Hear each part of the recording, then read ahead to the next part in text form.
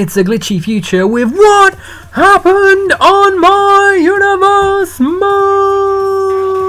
We were in Providence, Rhode Island for the latest edition of NXT, and I can only apologise here because the show is going to be very glitchy because somebody didn't test out the capture software before we started recording. We opened the show with Nia Jax facing off against Team Kicks, Dakota Kai, but Nia started on the offense, no kicks here, only shoulder butts, power bombs and huge splashes. However, after those, Nia Jax went for a club-in, but Dakota Kai caught it, reversed it, hit a couple of forearms and a big kick to the back before chucking Nia Jax into the corner and giving her a forearm corner attack. Kai then went for a pump kick, but it missed because Nia Jax moved out of the way. She slammed Dakota Kai onto the floor, gave her a leg drop, then lifted her up for a destroying Samoan drop.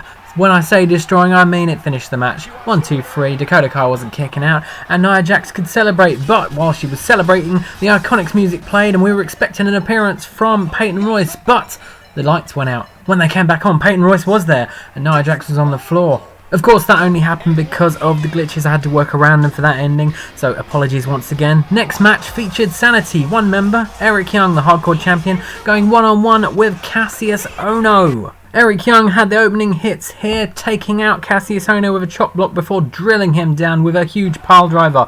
But that only spurred him on as he reversed, gave him a pump kick, then threw him into the corner for a nice corner attack. Put him on the floor and then picked him up again for a dirty German suplex. Ohno gave Eric Young a neck wrench suplex before throwing him to the outside, where he soon got reversed because, you know, he's the hardcore champion. He likes being outside. That's where the weapons are. After a knee lift, he hit another pile driver, followed by another pile driver on the concrete floor. Eric Young would continue to bring the pain on the outside, first throwing him into the steel steps, then hitting him with a nasty super kick. He eventually would suplex Kassius Ohno back into the ring before nailing a DDT and a glorious moonsault. Ohno thought he had a glimpse of offense when he reversed a clubbing from Eric Young, but it was short-lived as a super kick went into his face, followed by Eric Young's finisher, the wheelbarrow neckbreaker. He went for the pin, 1, 2, 3, and Eric Young, he didn't retain the title because it wasn't on the line, but if it was on the line, he'd retain it. The winner, Eric Young, and Kassius Ohno looked a little dejected after the match. The next match was part of the NXT title feud as Alistair Black made his way to the ring, taking on a man with a microphone, RTruth, but it wasn't for a promo, he was just having a rap on his way to the ring. Alistair Black was straight on RTruth's case with a horrible looking combo. He followed that up with a float over DDT and then an exploder into the corner.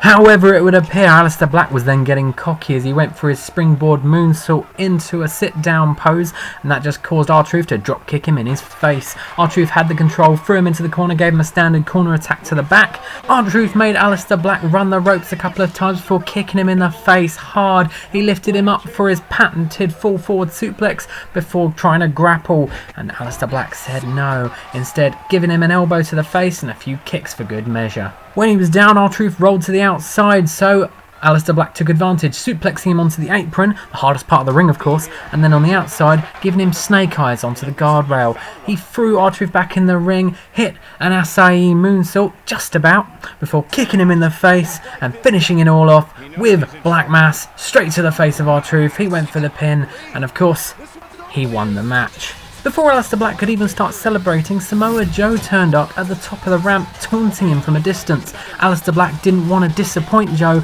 so he went and joined him at the top of the ramp, and the two had a bit of a brawl, which had to be separated by referees and coaches and, you know, those kind of people. The pair did get some decent shots in on each other before the coaches turned up to break them apart, and then they did manage to break away from the coaches and get a few more shots in there, but obviously these two will be facing off soon at some sort of pay-per-view for that NXT title. Back in the ring though, we were joined by Adam Cole, who seemed very, very happy. Adam Cole said he is not a quitter and that everyone in his generation is weak, John Cena, Roman Reigns, etc. Cole then said that he's not seen any opportunities come his way and that he's going to show everyone that he has what it takes. Everyone in WWE is afraid of change, and now he's here to provide it. He then milked the crowd a little bit more. Bye bye!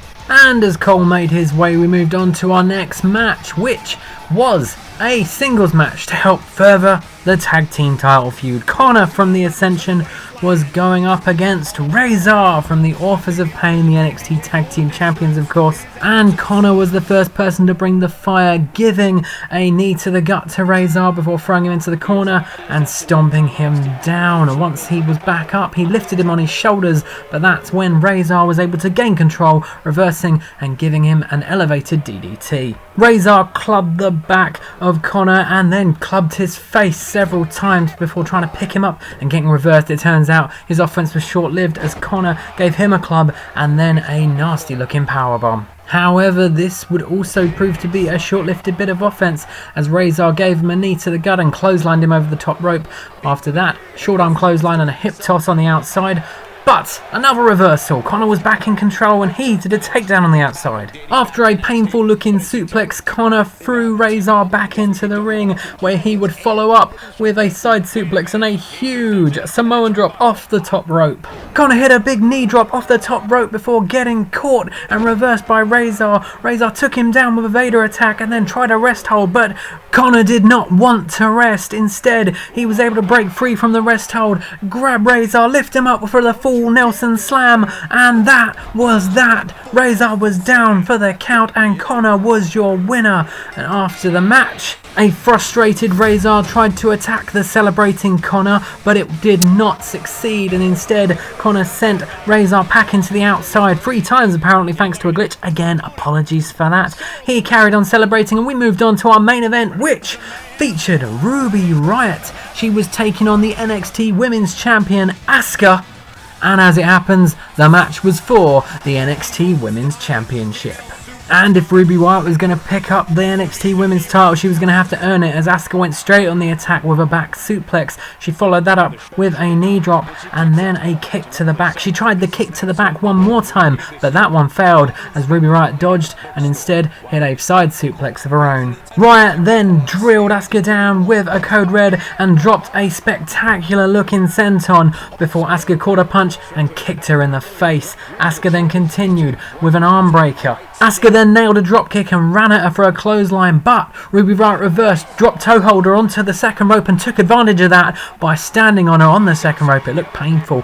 Next, Ruby Riott hit a side suplex and a big powerbomb, one where she held her up for a little bit. And Ruby wasn't done there. She put Asuka on the top rope and drilled her with a huge Hurricane Rana. An Irish whip followed, but Asuka dodged the dropkick and took advantage with fists. She put her on the floor and stomped on her face, assisted by the ropes, and kicked her in the gut before butt bumping her hard in the face. Riott was able to withstand it though as she reversed the next move and then nailed Asuka with the Riott kick. She went for the pin, but Asuka was able to kick out at 2, so instead Ruby Riott took her to the corner and kicked her 3 times square in the face.